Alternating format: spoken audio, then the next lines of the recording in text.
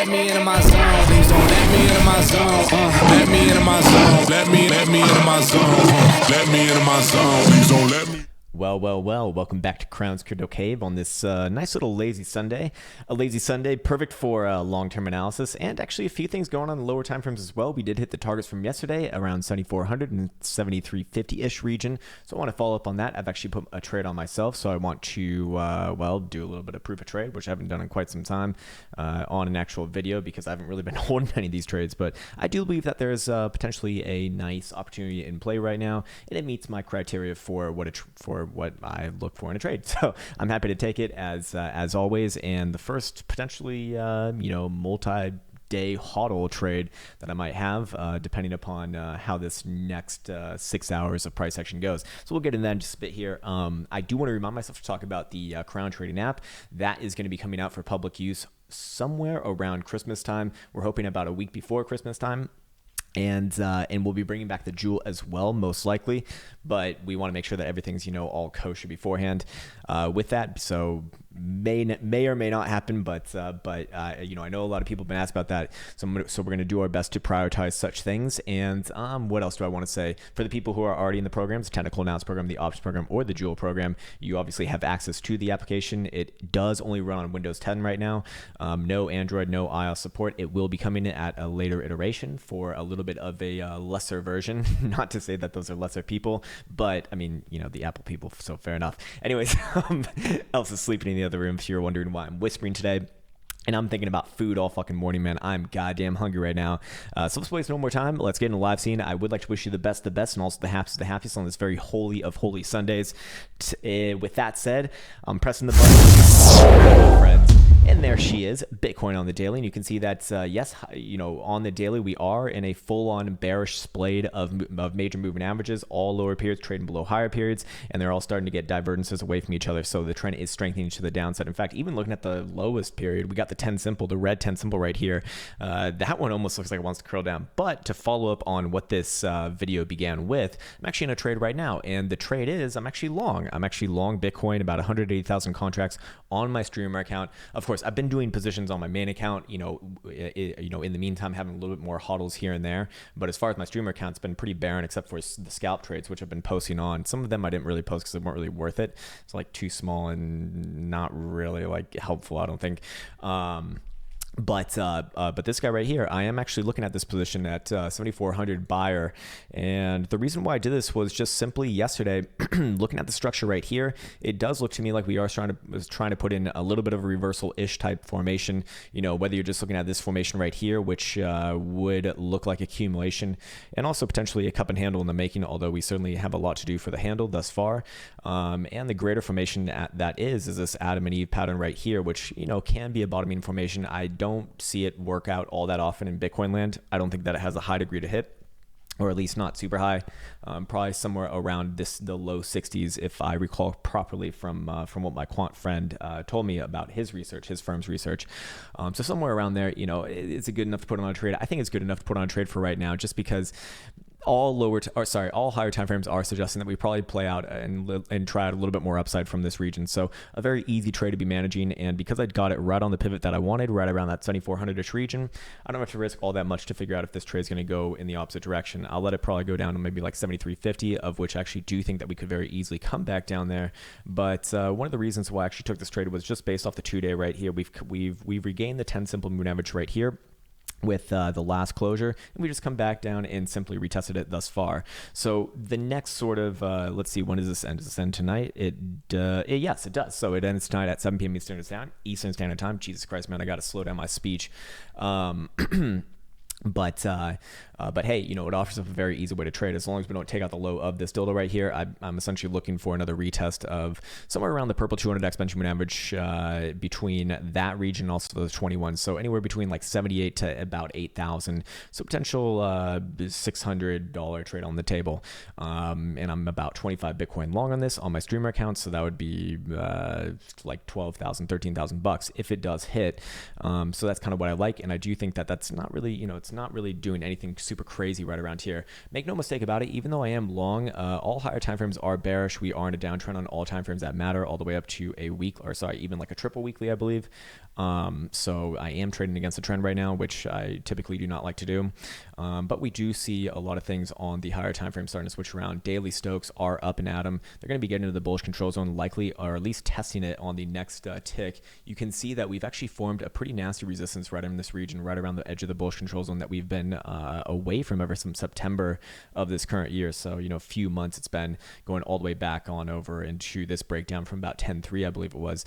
Looking at daily RSI, we do have an issue here. We could very easily create hidden bearish divergence, but that's why I think managing this trade is quite simple. If we take out the low basically of today, assuming that we don't go lower than the 73.87.5-ish region, I'll just call it 73.50-ish region, then that hidden bearish divergence will not play out. It will not be hidden bearish divergence. And right now we do have a higher low in place on the daily right here. So we're not necessarily in we are still in a daily downtrend, to be fair. Like there's, the daily downtrend does not change until we get a daily total close above 77.50. But for right now, it's kind of like threading the needle. So I don't want to get too aggressive with this. Don't want to get too greedy on something like this. But I do, I think it's worth a little bit of risk. Looking at daily Jewel, this is not a buy signal, but it is kind of showing you that momentum is, good enough, likely for a bounce. If we go over here to the 12-hour, the 12-hour Stokes have just been, like I've been saying, just blindly trading these have been phenomenally successful for like the last year now. And I fucking hate to say that. It always makes you sound really fucking dumb because it's like nothing can be that good, but it would have been more profitable than not, assuming that you know how to manage your risk. And so we've just come back down, tested that same region that we spoke about yesterday, around a little bit below 7400, and then wicking off that. So, target was met to the downside. I did not take a trade to the downside. I tried to get filled on a trade to the downside, and I actually want to bring this up for a second. I tried to get filled up here, somewhere right around 76.50, and we didn't get up there. We got up to 76.45, so I missed my trade by probably six or somewhere between 6 and 8 points or dollars getting entered in on there. And someone in the Discord, in the program Discord yesterday, asked, "Hey Krown, what do you do if you're not getting filled in your orders?" And obviously every situation's unique, right? But in this market right now, I will only play the game if I get exactly the position that I want, exactly the price point that I want. If I don't get that, I do not want to play because the market's too fucking sloppy. And I don't mind choppy, but I do mind sloppy. And sloppy makes things very, very difficult. And with volatility kind of coming down on all the lower time frames, it does suggest to me that we are going to look at a relatively massive move, relatively explosive move. Probably this next trading week, I'd say. And with that said, I don't want to give myself too low of a degree of error because I really want to keep my account's equity ready for the next trade that that I actually want to take advantage of, which very well might be this one that I'm currently in right now. Who knows? Maybe this one goes against me. Again, managing it is very simple. Not saying that it's going to work out 100%, but the edge is there, and that's all I really care about. Looking at 12-hour once again for a second here, we actually do have a little bit of an. Do we have an issue? Do we have any hidden bearish divergence here? We got 52.7. We got 52.8. Wait, no. Okay, yes, actually, technically we do. But I do believe that it's reasonable to think that that's already played out with this move all the way down from 76.50 basically to 73.85 region. That's probably good enough. With momentum also to still kind of pointing back up, I do think that the probabilities lie on this getting another drive to the upside. Looking at 12-hour Jewel, this is not a buy signal, but it's in a more bouncy posturing than anything else. Looking at 2-day, going over here to our momentum oscillators, we do see 2-day Stokes actually pointing back up. We have formed this trend and held this trend line going all the way back to early October. So this has been calling all of the major bounces from here, and once again right here. And, to put it into perspective, what is this typically netted in the past? This one got 16%, this one a little bit different. This one got 48%, not really fair. But, kind of taking it to where we are right now. We are kind of in the midst of that, to be fair. But again, That is, well, actually, it would be a little bit more. It would kind of be like a moot point, I suppose. Let's go to the 3-day and see what's going on right here. The 3-day did hold above the 200 exponential moving average, which I do like. We've been kind of fighting alongside of it, and yes, you can consider this a test down to the 200 simple down here. So to me, that's a test of support. The support holds, and now we're going to likely go test some resistances, and we actually do have a local high right in here from that last drop down at 77.50. Same thing as daily. If we get back above there, then we can extend this target actually into the lower 8,000s, probably like 81, 8,200 most likely, on like a stray wick. You never know where they might come. Again, even though I'm talking about upside right now, do not make no mistake, this is still a heavily bearish chart. This is a fucking downtrend on a daily, 2-day, 3-day, and most importantly a weekly, all of which have pretty much been the death sentence for Bitcoin in the past, for these major massive moves to the downside. Looking at 3-day Stokes, looks like we do want to cross the upside on perhaps the next tick, which we will be getting later tonight at 7 p.m. Eastern time. Keep your eyes on that one. If that actually does get confirmed, I would put a lot more probabilities on this, not just getting back up to like 78, 7,900, but probably, somewhere into like the mid 8,000s. Again, we can get back into the mid 8,000. We can even go up to 9,000 and we'd still be in a downtrend. This is fucking shitty right here. Make no mistake about it, but we're dealing with big numbers. So you can thread the needle a few times and, it's like $1,000 on a fucking bounce. Crazy. That's just fucking Bitcoin's magical mystery that we love about it. Anyways, looking at weekly right here. I do think that it's worth mentioning that, look at this trend line that's kind of been giving on all of our highs. That would be coming in somewhere right around the low 9,000s at this current trajectory. So if we were to get back around there, that would still be a lower high, and we still have major resistance there that stopped all these runs for the past 4 months since, maybe even longer than that, 6 months since June, right?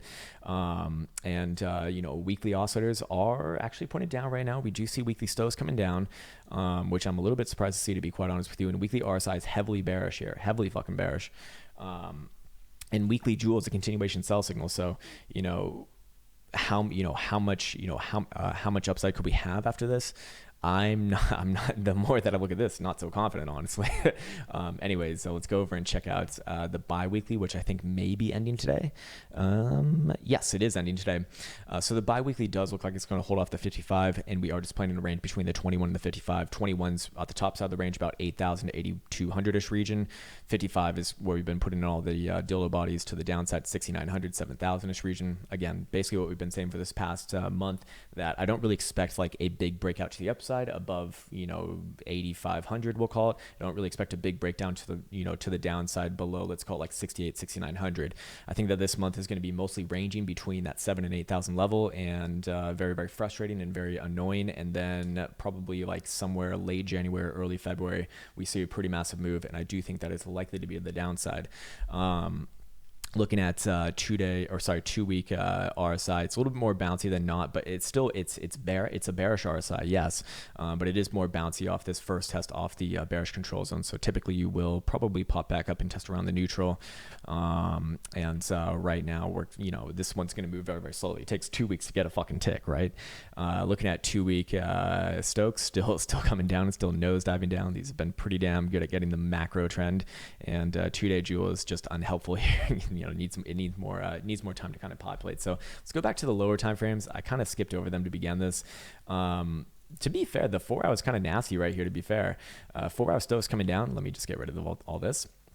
While 4 hour RSI lost the exponential and looks like it wants to come down as well, come back down and test around the bearish control zone. So I could very easily be taken out of this position if we come anywhere below, not even anywhere below, but if we like close a 2 hour dildo or even an hourly below, like let's call it 73.50, 73.30, I'd be happy to let go of this position. But we are actually seeing a nice posturing on the 4 hour Joule. It is getting walked up, and if we do start to see it curl back around here, that will be the first initial big signal that I'd be looking for to call an extension, likely up somewhere around the 200 exponential moving average on the 4 hour, which is basically our prior high, which is essentially that 78.50-ish level, of course.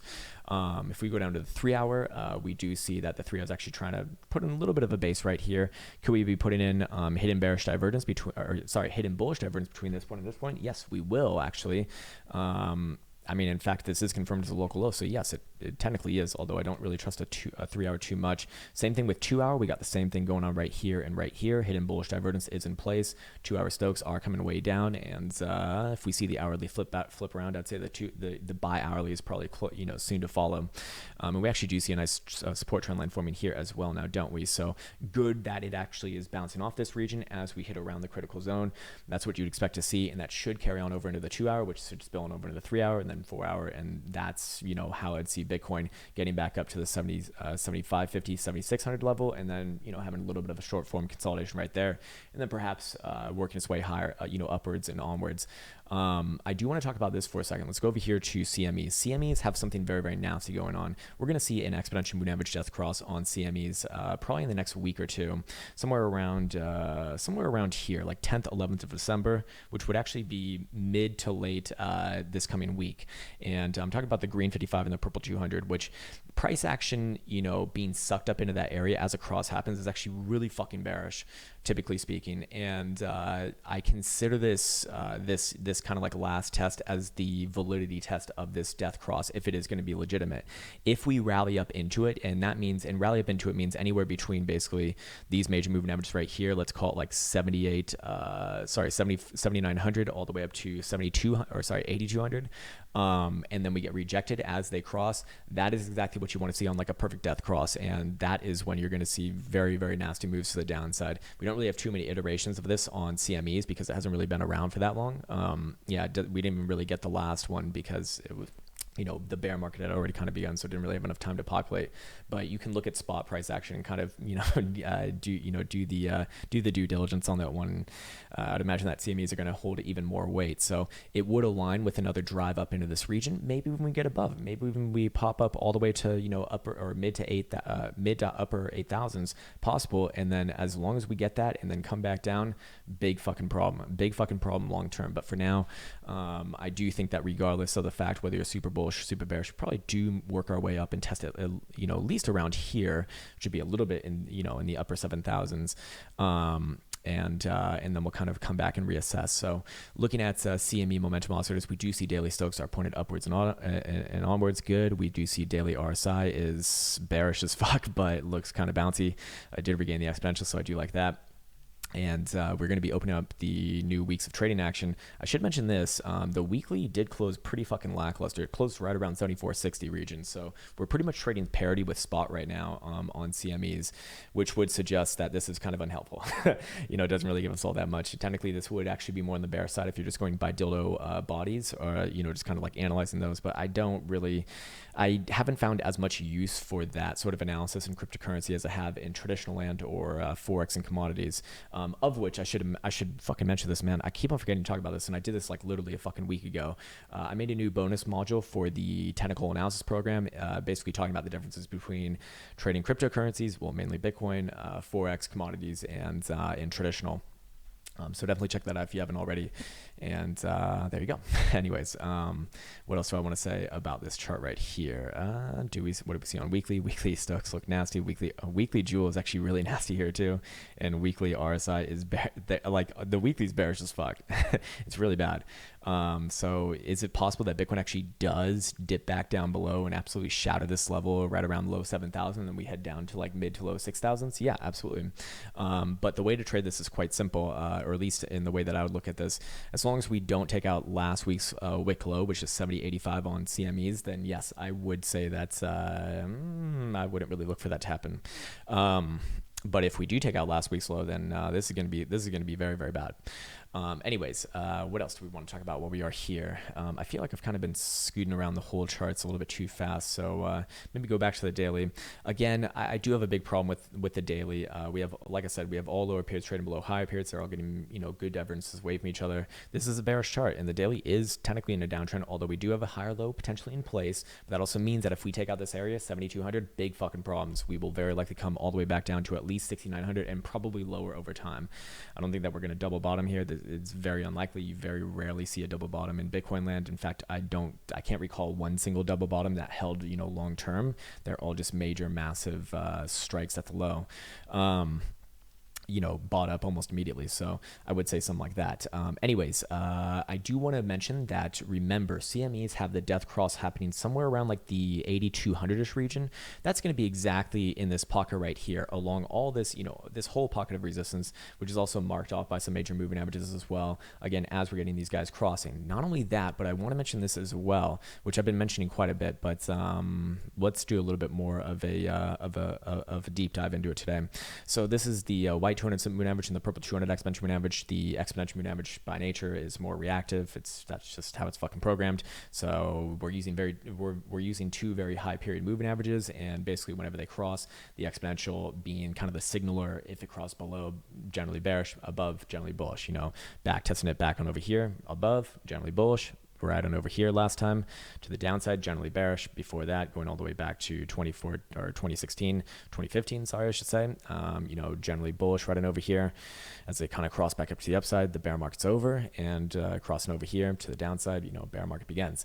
Longer term, it's a much more longer term type thing. And if we really wanted to take this one step further, we can't really do it right now, but maybe another like 5 years of history, we could use the 377 and the 200, the 377 like the 244, which is like, you think a death cross is fucking bad, you look at that one. Anyways, what's going on right now? Okay, so we do have the bearish cross of these guys, and the 200 exponential average does have a pretty nasty negative slope. Going all the way back into the last example that we do have of this, you do see that, that first stint where they kind of got that bearish cross, the 200 exponential average naturally gets a negative slope first, and we actually do get a rally up into it, kind of similar to what we got right in over here. Doesn't need to be exactly the same. I'm not suggesting that this is a fractal, but I am suggesting that the moving averages are getting the general price action right, whereas the price action, that can float around, but as long as it kind of stays contained within that, you can use the moving averages as insight into what happened in the past. That actually does work because you're using an edge to standardize something against. Anyways, so more importantly, after that, they have another stint to the downside, of course, and that's kind of what we got right on over here.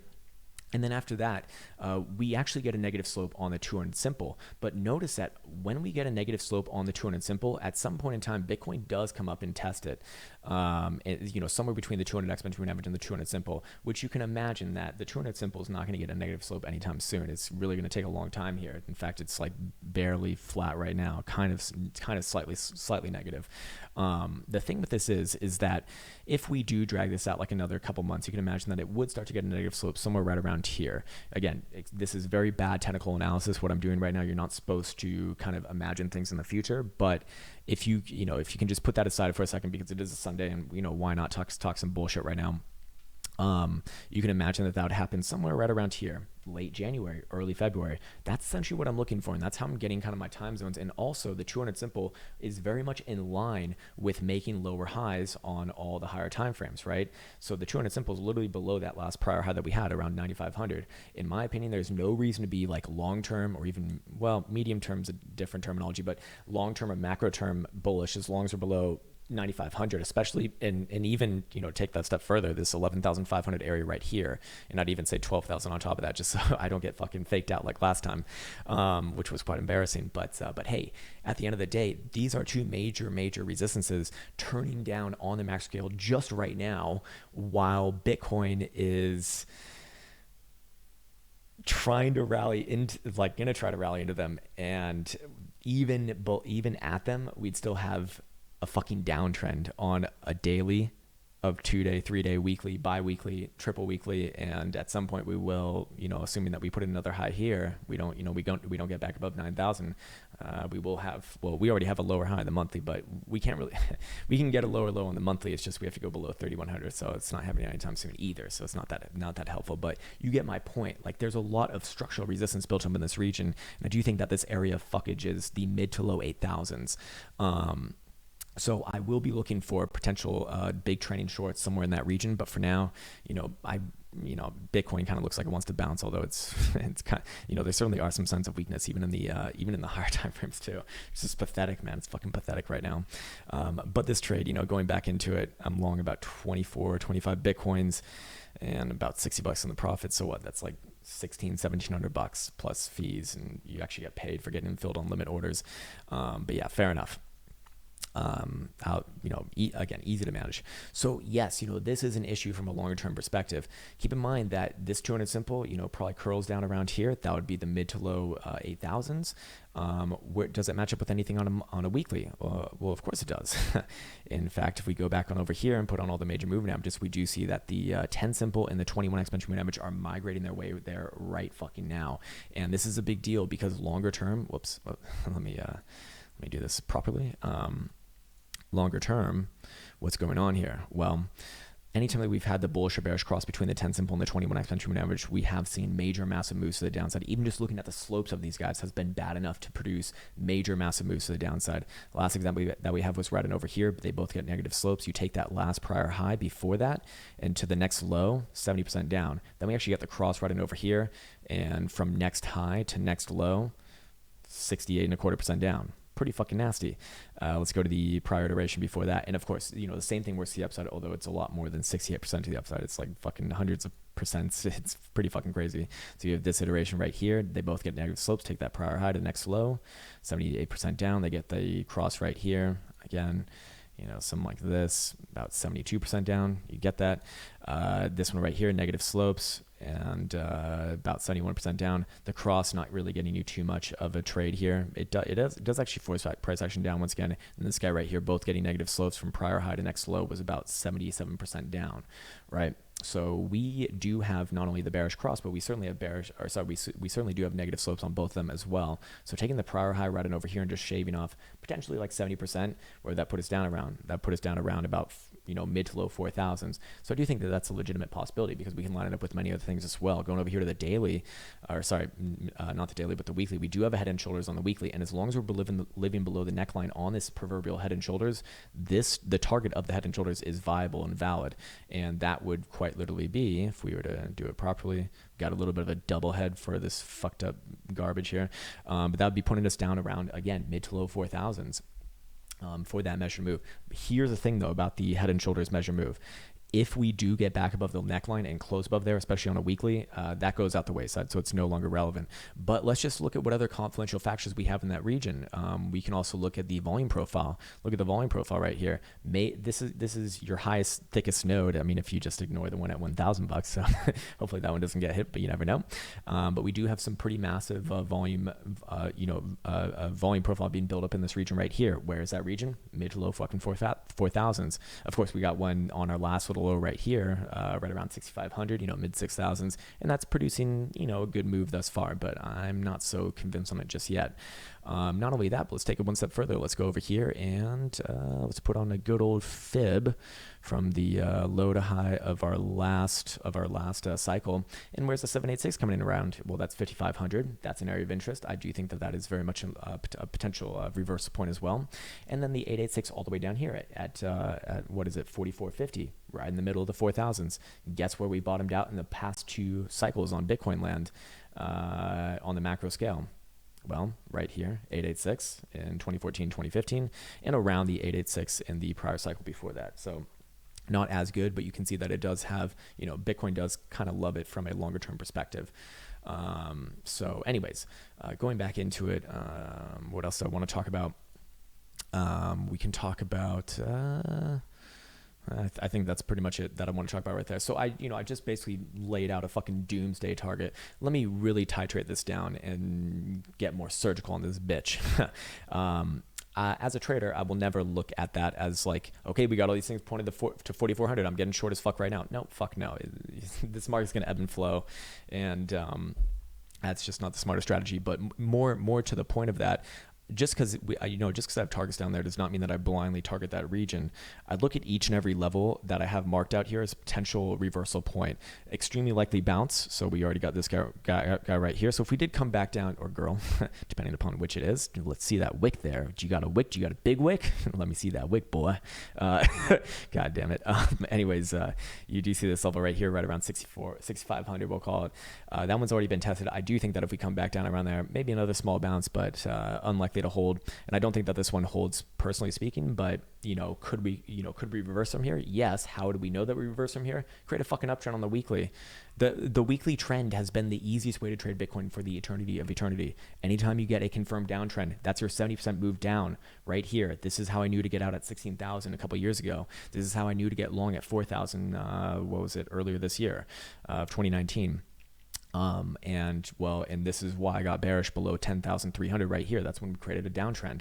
Well, until Bitcoin creates an uptrend, I'm not going to call it reversal. So I'm not going to get the ultimate low of this asset, to be 100% clear. If you're looking for me to provide that thing, well, first things first, this is not financial advice. I'm not a financial advisor. And second, I'm never going to catch the ultimate high, the ultimate low. I didn't catch the high right here. I didn't catch the low right here. I was trading in that region, but I was technically bearish in this region here, and I was bullish in this region right here. And I was bullish over here until we broke 10.3, right? So that's the whole thing is, I need to see a confirmation of reversal of trend. It's I know like people on crypto Twitter are going to be pissed about that, but that's the best way that I've found to do it without getting wrecked, in between, because I don't have a fucking crystal ball. But the weekly trends, again, anytime you've seen the weekly trend switch, those are your major massive moves every fucking time. 70% or more to the downside, and to the upside, it's like astronomical percentage gains. So in order to create an uptrend right here, we need to get a fucking higher high. Where's your last high? 9,500. We're not doing it anytime soon. And this is like the big boy one right here at about 11.5. Get above there, then things are looking quite rosy. It's going to be some nice rainbows and sunshine, I'd imagine, for the bulls once again. But for now, heavy downtrend and pretty ugly overall. So yeah, that's what we have to do in order for me to reverse my own opinion of this asset. Until then, I treat each and every one of these potential areas as bounce points or potential reversal points. Strong likelihood for bounce, but we've already kind of tapped this area right here. I'd imagine that if we do come back down to it, we will make our way down to the 786, which is also consistent with this horizontal right here in the mid 5,000s. So 5,500, and then same thing there. And then after that, yes, I'd be looking at the 886 down here. We also do see the 200 exponential average and the 200 simple likely going to migrate their way into this region as well. I know people say that Bitcoin's never broken the 200 simple, so we can't break it. It's like, no, that's fucking wrong. The moving averages were made to be broken. This asset hasn't been around all that long. It's been around, like, you've only had a 200 simple since fucking 2015. Do you think that's enough information to make a realistic decision on? Fuck no, it's not. I want to talk about another thing that a lot of people are parroting around right now, and this is the problem with moving averages, and I can totally understand why some people think that moving averages are just a total meme, because the way that some people use them are, they fucking are. People are talking about the 50 simple and the 200 and the 100 simple, which is the 50 is the green, the blue is the 100, and we got a bullish cross to them right on over here. And I actually do think that we rally up into this region, but people are saying, well, we did it right on over here, so we're gonna do it over here. It's okay. You're gonna base that off one fucking time, huh? Good luck with that. Good fucking luck with that. There's not enough iterations of this for me to have any faith in it at all whatsoever. Could it work out? Yes. But exactly where I'll change my opinion on this chart. Nothing's going to change there until we get back above there. And, assuming that Bitcoin, rallies up here and puts in another lower high, then we're just going to have another, then we'll be able to walk it down a little bit. But that's also just because the chart looks even shittier. So fair enough. This crossed over. I mean, it's just like trying to find the fucking moving averages that just confirm your beliefs. That's the problem with moving averages, that they can lead to that, and there's always a period, there's always a time frame that agrees with you, and that's the biggest issue that I see with not only other people but of course myself as well. When I was first learning this, trying to get around that. The people also used to say, like, way back on over here, the 50 simple, we can't break it, guys. Through it the whole last 4 years. Well, of course it fucking breaks, a couple years later. The asset's like 3 years old. It's ridiculous. It's fucking stupid. And same thing about the 200. It's no different really. It can break, and honestly, I think it will. Maybe not this year, maybe not next year, but maybe like 10 years down the road. The longer that this asset goes on, the more and more likely that it does happen. It's just a life cycle.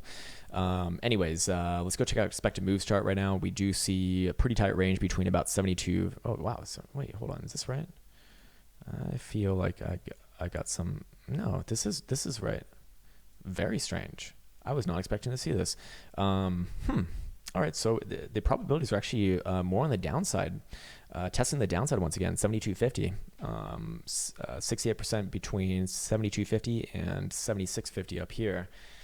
for this first standard deviation, and because the edge of the first standard deviation to the downside is further down below that kind of management area that I would have, that actually does incite that things are actually a little bit more likely to go down, because if we do get down around there, which is more likely, then we could actually break that critical level at about 7,300, 7,350, and then I'd take this down another notch back down to 7,100 at the very least, and probably back down to 6,900 after that.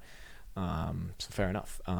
However, I would still wait for it to be broken, but that's what historic volatility percentile would say, expected move with regards to historic volatility percentile would say. Let's actually go and check out what historical volatility percentile says on the lower time frames. We got it on 30-minute right here. We have gotten snake eyes, and we are looking to expand right now, so I do like that. We are probably going to see a move later today. Now a 30-minute, printing like that is not going to produce like your earth-shattering move all the time, but all of your earth-shattering moves do start with a 30-minute. So you want to see like the 30-minute get low, then like the hourly, and then maybe like the 12-hour. The hourly is low as fuck right here too. So this thing is primed to move.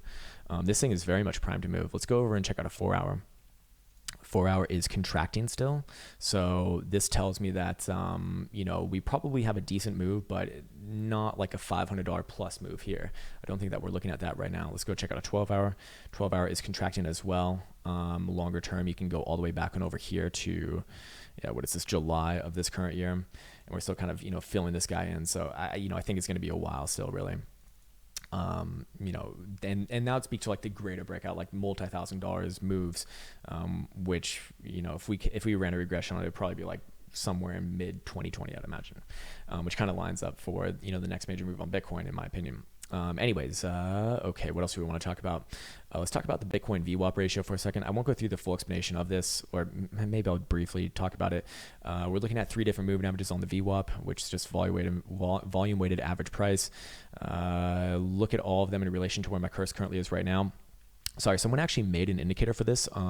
Actually, let me see if I can pull up this indicator. A semiotic in the Discord created this for me, and I want to give him massive credit for it. Yeah, here it is right here. Let's go check it out. Okay, are we gonna get it on price action or in a pane down here? Okay, we're getting into pane. All right, so yeah. Oh man, it's different colors, but that's okay. I've looked at it so many times now that well, we do have an issue. We do have an issue here, unfortunately. Okay, so the pink is the red, I'm guessing. No, this doesn't look right. I'll have to go into this one. I trust this one more just because I've been using it for a longer time. Okay, so we got 3 different moving averages on the VWAP: the blue, purple, and pink. Blue is most reactive, purple middle, pink least. And when they're all below where my cursor currently is right now, that's generally bearish. When they're all above, generally bullish. Then we see the differences between them. Because if you get the most reactive below the middle reactive below the least reactive, that is your strong bear market. Basically, what you see right on over here in 2018 and 2014, 2015, and prior to that in 2011, and vice versa for the upside. So right here's your very strong bull market, and then also the divergence between those moving averages on the VWAP is telling you about the strength and longevity of that trend. So this is like your best. This is like best case scenario right here that we've seen thus far. Really good one right on over here. Pretty damn good one more recently. And you can see right there. Anyways, what are we doing right now? If we zoom in on this bitch, well, it already spoiled the punchline, right? We do see the blue below the pink, and the purple is way below all of those. So we don't have the full-on bearish splayed effect yet, but just getting the purple below the pink actually have shown in the past, with each and every time that we've done that has produced a 70% or more pullback. We have this sample right here from 20,000 to 6,000. You already know that one. Then we have this guy right here from 10,000 to 3,000. Then we have this guy right here. We have this guy right here on this bull trap right here to here. We can measure that one out, but we've already have, and it's 70%. Did this guy right here, another 70% one as well. We got this guy right here, another 70% one, and then this guy right here, another 90% one.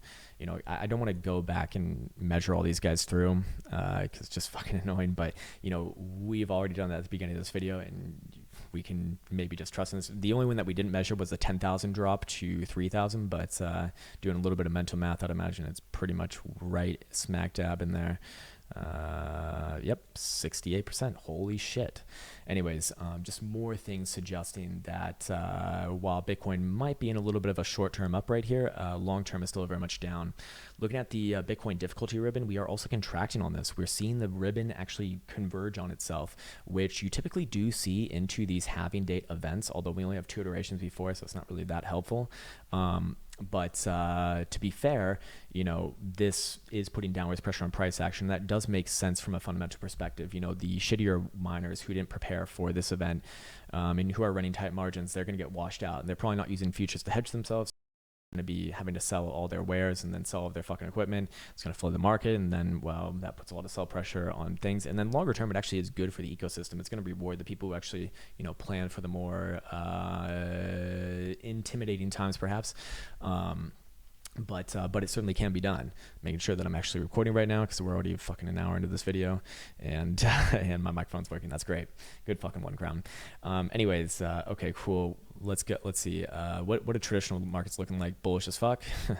We've been bullish on these for a long time. I'd still be bullish on these. There's no reason to be bearish on them. Crypto anarchists hate it, but traders love it because it's making it quite simple. You know, I don't see any reason to not be bullish on this. We got exactly the move that we were looking for this week, a pullback to 307 to low 307. We got that 307.13, then back upwards and onwards. I don't see any real reason to be bearish on this, especially as long as we're as long as we're above about 309.5 now. I see zero reason to be bearish on this. Looks like it's gonna either break out again or consolidate at a high level, which is quite nice. I think the monthly closed very, very well as well. So I just want to confirm that. Yes, indeed it did. And right now we've come back down, filled last month's low, and up and at 'em again. Monthly RSI is phenomenal right here. Monthly Jewel is going to shoot right through, it looks like. Yes, indeed it is. And monthly Stokes, you can expect that they'll stay at the top right there. Or you expect them to stay at the top right there during your strong trending moves. It doesn't really work the same way as in Bitcoin. Anyways, let's go look at Bitcoin dominance. Should I still be bullish on this bitch? I was bullish on. I'm like long-term bullish on this. Short-term, it's ebbing and flowing. I don't really care all that much about it, but I don't really care much about it all, you know, at all, because I don't really trade alts. Yeah, it, you know, still looks to me like it wants to pop back up to about 70%, and then probably like 71.5 longer term. Alts are probably just gonna be ranging on all those. They probably just put in some major highs right now. And let's go look at Cardano. Yeah, looks about like that. Do we have hidden bearish divergence here? Yes, indeed we do. So we're probably coming back down to the middle of the range. I think 490, 480 region. If we haven't gotten there already. Well, we got down to 496, pretty close. What about Link? Like looking at this one, Link looks like he's about to come down to the next level, probably down to 25,000 Satoshis. Kind of losing its luster here. Still long term is an uptrend, but do you think that you will be testing around this 500 or 24,500ish region?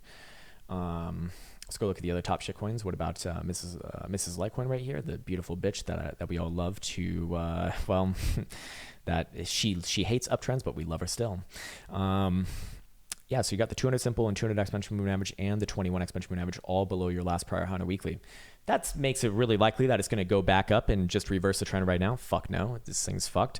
You know, if this thing does pop back up, I think $54 is going to be a very strong resistance. If Bitcoin pops up here, you know, I'd expect Litecoin to do the same thing as well. It does have a higher low in place, but this is a very ugly chart, like very fucking ugly chart. I mean, it looks more like continuation than anything else. The only way that one pops back up is if Bitcoin kind of puts it in its backpack and brings it up on this next run.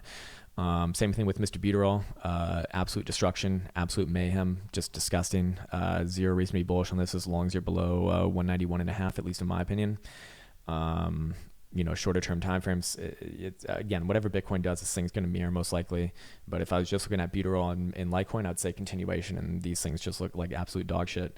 All major moving averages are heavily bearish, not just a little bit bearish, but heavily, heavily, heavily bearish. This is a strong bear market right here. Litecoin, this is a strong bear market. Look at the divergence between all these major moving averages. Look at all of the lower periods below higher periods. There's nothing good about that at all whatsoever. Stellar, same thing. Wow, absolute garbage. No, sorry, I would never say that. Jed McCaleb, he sounds like an upstanding citizen. He just has a knack for losing his coins here and there. Just where do they go? No one knows. What is this? Monero, doesn't matter what it is. Chart looks terrible. It looks a little bit better than the other shitcoins that we were looking at, but still major structural issues here. Maybe we got a higher low in place, but not as bad as the other ones, to be fair. Ripple me nipples. Wow. Let's just trade all the way up to the 200 exponential moving average and put in the massivest wick there possible. Looks great, bro. I don't have too much to say about this, Matt. I mean, it's obviously in a strong downtrend, but this thing pumps and dumps like none other. So I'd steer clear of all these guys, really. EOS, hidden bearish divergence in place. Neo, same shit. Actually, no, not the same shit, but actually has bullish divergence in place. Maybe we do pop back up to 950. This is the only alt that looks like it wants to have a little bit of upside. But again, whatever Bitcoin does, the alts are gonna fall. If Bitcoin pops up here, they're gonna pop up most likely, or at least a little bit. Bcash, Tron, same thing. Same thing, my friends, same thing. Anyways, back onto Bitcoin right now. I want to wrap this bitch up because I am really, really hungry right now. Let's see. Okay, so Bitcoin wrapping up the higher time frames, still bearish, but we can float all the way up to 94, 9,500 and still be bearish. That's the problem with this. Like, I'm not necessarily looking to just get short right here, and in fact, I am long right now, and I do think, and I am happy to target a move back up at the very least to 7,600, 7,650, but more likely 7,800, 7,850 right up here, as long as we are maintaining this pivot of support right around, and let me just put it in right here. I don't even have it marked off. Right around 73.50, a few ticks below there actually. Now, if that area does let go, I would look for a quick move down here to the prior low at 71, and then I'd look for a small bounce there, and then continuation overall down to the 6,900 level, and probably the same thing, and we'd probably actually really start to accelerate to the downside. But again, I don't think that that's happening right now. The monthly to me is just ranging likely for the next month's worth of price action between the 21 and the 10 simple. 21 exponential moving average on the monthly has been phenomenal for getting the phases on Bitcoin, going all the way back to the Genesis, although not that many iterations as well. Monthly oscillators are turning down here. Monthly Stoics down, rejecting the bullish control zone. Monthly RSI getting rejected by the exponential after getting rejected by the bullish control zone. Really not fucking good. Probably coming back down to the bearish control zone to at least test it and probably live in there for a little bit of time. And by the way, where's the 55 on the monthly? Upper 4,000s actually right now, but it will be migrating its way to 5,500 relatively soon. So yeah, probably play in this region for a little bit of time. Maybe we get a move up into the mid to low 8,000s perhaps. Again, it doesn't change anything for me from a monthly perspective. Has a lot of work to do. So that's gonna do it for today. I am short-term, I suppose, bullish here. We did get the pullback they were looking for yesterday, and now if we are going to play out that move, I'd expect it to happen over this next week price action, and maybe like early 2020, we probably play out some downside. I think it's mostly going to be some boring shit. Maybe people get excited again with a little bit of upside here in the lower time frames if we even get that. I think this is still still kind of an issue overall as far as the charts go, but if it is going to bounce, it kind of looks like this would be it. Anyways, I think that's going to do it for this morning. I do want to wish you all on the holiest of holy Sundays. I'm going to go eat a shit ton of food, man, because I'm hungry as fuck. Wishing you well, as always, from a very cold and rainy and looking at the sky window right there, overcast once again. Helsinki, Finland. Take care, and until next time.